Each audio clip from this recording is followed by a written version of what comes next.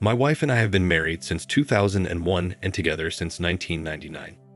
She is the most intelligent, thoughtful, caring, and loyal person I know, and I have always thought of myself as fortunate to have met and married her. She is, even today, aesthetically beautiful, and men have told her this throughout our marriage. She has always shot them down. Earlier this year, she was diagnosed with uterine cancer, stage 1, and had a full hysterectomy. I was never concerned about the cancer.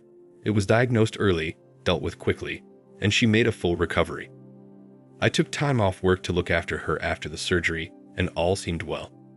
There were some to be expected emotional instances on her part, and although I am not an emotional person, we dealt with them together. After her recovery, she was insistent that we start living life to the fullest and took a 10-day trip to Europe, followed by a trip to Belize. We also have a trip to the UK, Spain, and Portugal planned for later this year. I am fine with these things, building memories and crossing bucket list adventures off her and our list. I also understand that this is a result of feeling fragile on her part. She also took up yoga, swimming, and healthy cooking classes. I was fully on board until last week. Last week, she came home from work and told me she wanted a hall pass, a one-time opportunity for her to have sex with someone else besides me. She said that since her cancer diagnosis, her outlook on life has changed and she doesn't want to be handcuffed from doing things she wants to do. She explained that there is this guy at her work that she has always had some attraction to. He is leaving the company and she will never see him again, so this is the perfect opportunity to sleep with someone else. She said that I could say no, of course, but that she would be mad and disappointed at me for an indeterminate amount of time, and that it would be confirmation of my male toxicity and insecurity. I don't consider myself to be toxic, and if not wanting your wife of 20 plus years to have sex with someone else is insecure, then I guess I am insecure. I told her that I appreciated her talking to me about this, but approval via coercion is not approval. I also said that I did not appreciate her language in describing my, as of yet, unknown reaction to this very large issue that could affect the rest of our marriage and life. I got up in the morning. She said that she was sorry for putting such a large decision solely on my shoulders, and that to help she was taking the decision away from me. She booked a hotel near where her coworkers were having a party or send-off for this guy, and she would spend the night there with him, and hoped that I would be here when she got back. That she would answer any questions I have about the night after it happened, but not before. She will not tell me who he is or anything about him because she knows me too well, and I will dwell and obsess over him. And that would make it too real for me, which is pretty accurate. Her point of view is that the less I know, the better, which contradicts the offer to tell me anything I want to know after it happened. I think she knows I won't want to know or ask anything, or she simply will not tell me. Part of me thinks, at least she has been honest with me, and she has been through a lot since finding out she had cancer, so maybe I should just let it happen. I certainly have no concept of what she went through, so I cannot dismiss how this affected her mental state or outlook on life. Part of me wants to put my foot down and say this is not going to happen and deal with those consequences when they happen. Her BF called me callous for even suggesting that I wouldn't let it happen because I had no idea what she went through. I find it hard to believe that she is okay with the possibility of throwing away 20 plus years of marriage over some guy that she has had no relationship with outside of work, and that I should just call her bluff. Maybe she thinks, similarly, that I won't throw away the marriage because of one encounter. I just don't know what to do.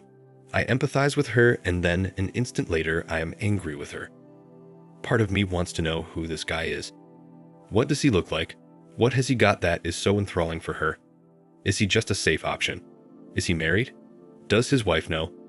Would I be a callous asshole for saying no? What can I do besides walking away? Now for the first update. It has been an exhausting couple of days. I was hoping that my opposition to her plans would give her pause, but unfortunately, that did not happen.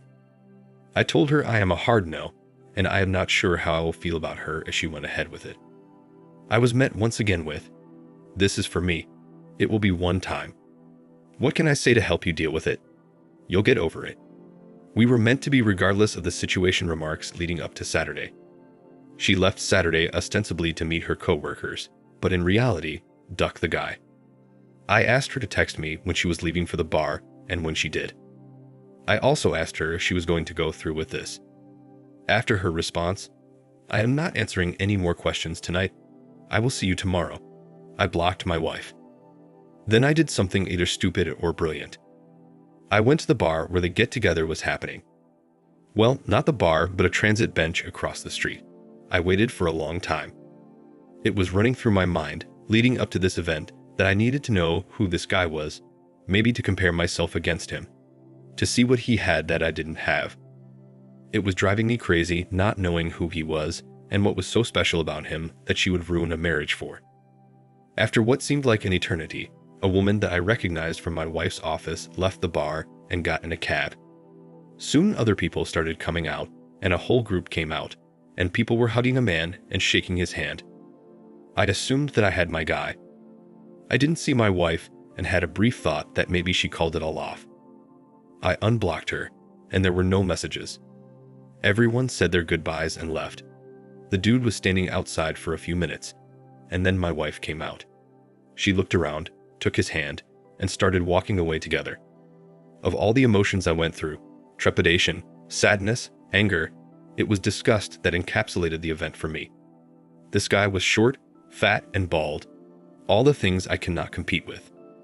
Ultimately, I felt like a pervert for watching from a distance. I followed until they got to the hotel and then turned around and went home. I woke up Sunday morning and put a lock on the master bedroom door. I moved her things to the spare room and left a note asking her to find other accommodations as quickly as possible. I visited another friend who was a lawyer, and he gave me some sage advice and a couple of recommendations for divorce attorneys and made the introductions. My wife had been calling me numerous times since around 11 or so. Once blocked, the calls go to voicemail. I listened to the first couple, but felt nothing but some satisfaction when she couldn't get through to me and she was becoming concerned. I didn't want to go home, but I left in such a hurry that I didn't plan an overnight properly. I got home around 9, and as per my buddy's advice, I recorded the interaction. I was halfway up the stairs when she came up from the family room asking what was going on. "Can we talk?" I thought we talked about this. I just answered that I was not interested in discussing this tonight and went to bed. After not getting a response from me through the door, she left me alone. I feel kind of like a child for not talking with her and shutting the door on her, but I just couldn't look at her. On Monday, I got up and got ready for work. She was waiting for me and asked if we could discuss getting back to normal. I said, "You have been doing all the talking for the both of us for the last week. Why don't you continue?" And I left for work. I have an appointment with the attorneys my friend recommended for this week. Now for the second update. My lawyer wasn't available for a few days, so I was faced with the reality of having to live with my wife in the interim. I didn't want to go home and have any discussion, let alone a discussion of our relationship. When I did get home, I was ambushed by her friends and my mother-in-law.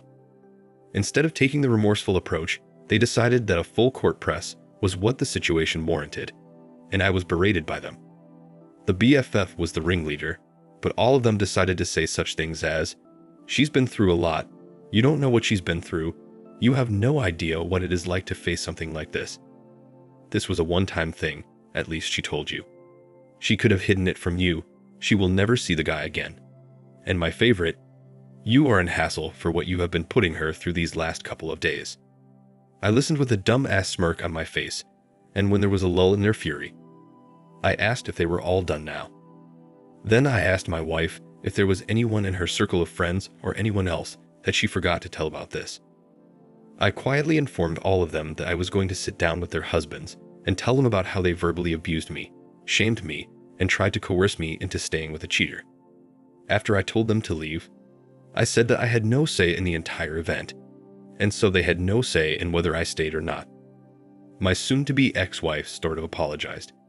She said that she regretted the entire thing. I said there is a difference between regret and remorse. You regret what happened because of the cause and effect. You have regret because your life will never be the same. Our relationship will never be the same because you are wholly and willfully unconcerned about me and what I wanted. She asked if I had any questions that she would answer them now, no matter how disturbing. I said that the one question I do have is why, not necessarily why this low and unattractive unfit guy. but why someone else in the first place? She said that the cancer scared her to her core. She felt like she was rushing toward mortality, and stepping out of that tunnel was appealing. She said that after all this time of being a wife and mother and worrying about family, this was something just for her, an escape. She said the guy was just someone interested in her for a long time, and she knew he wouldn't say no and was opposite to me. I said if I was going to risk my marriage, the woman would have to be a serious upgrade from her. I told her that I saw her and him coming out of the bar that night, and I watched them walk away from the bar hand in hand towards the hotel. I told her that they looked too familiar with each other, and asked if something was going on before all this. She said no, but who knows if that was the truth or not. I replied that after all our years together, her lack of respect for me was astonishing. I then finished by telling her that I would never be able to look at myself in the mirror again if I condoned that level of disrespect and stayed with her, and that I hope we can go our separate ways amicably, and that I have an appointment with a lawyer later in the week. I again asked her to find some other accommodations, and she simply said, "I am not going anywhere, and we are not getting a divorce. I will give you all the time you need and do whatever you need to recover from this. We will get past this." She has asked me to go to marriage counseling, which I refused. Why would I go to counseling? I did nothing to warrant needing a therapist's advice. I had her served and gave her a notice to vacate. The house is my premarital asset. She has moved in with her mom, but I find her constantly coming by to see if I need anything, or making suggestions like, "What if we had an open relationship only on your side or threesomes?" which seems kind of desperate and pathetic. Rebuffing her constantly and telling her she has to call to ask permission before coming by has finally seemed to be getting through to her that there will be no this going forward. She said that she will drag the divorce out for as long as possible, but so far has been compliant. The worst part of all this is telling my daughter that we are getting a divorce, and why, followed closely by her begging me to give her mom another chance. I am not sure I would have been afforded the same consideration if I was the one who was cheating. Now for the third and last update. There is not much to report. We are in the process of getting a divorce. However, where we live, we must be legally separated for 1 year. My soon-to-be ex-wife has said that she will give me whatever I want in the divorce if I agree to attend marriage counseling, but I am not interested. There was a bit of back and forth while we worked out what separation looks like in everyday life from this point forward. As a result, we have only just agreed to the confines of the legal separation, so as we move towards defining the divorce language, maybe my stance may change. The house was a premarital asset, so she has no claim to it. The only things she could go after are my pension, vehicles, and vacation property, but I would counter that she has lived rent-free for 20+ years and has inheritance money from her father. I may have offered a top-up in retirement as she was a stay-at-home mom while our daughter was young, but that would be the most at this point. I received a lot of messages about her friend group and my daughter, so I will clear up any misconceptions now. My daughter isn't taking her mother's side. She has always been a mama's girl, but she is very unhappy with her mom right now. Her initial reaction was just shock and held out hope that we would work through any issues and stay together. Now she accepts that it's not going to happen. She has been limiting her interactions with her, but at the end of the day, she is still her mom. The friend group's husbands were upset at the level of complicity of their wives in aiding and abetting the contact or cheating and made them cut off my wife, but that seems to have been forgotten at this point. The BFF was the ringleader and seems to have taken perverse pleasure in actively creating scenarios where they would be in contact, at the very least encouraging to the point of causing her husband to question her motives. It turns out she didn't like me at all, and this was her way of sticking it to me. I guess she won. The best friend's husband said that there was some sexting in his wife's messages, but said he was dealing with it. We did meet up with him being apologetic for his wife's complicity, but it is not his fault, and I just want to move on now. I have decided not to date anyone for a while. I will not be getting married ever again. So that is it. I doubt I will post again, unless she wins the lottery, and I find it in my heart to forgive her. Thank you for watching. Like, comment, and subscribe if you enjoyed the video. Until next time, I'll see you again. Take care.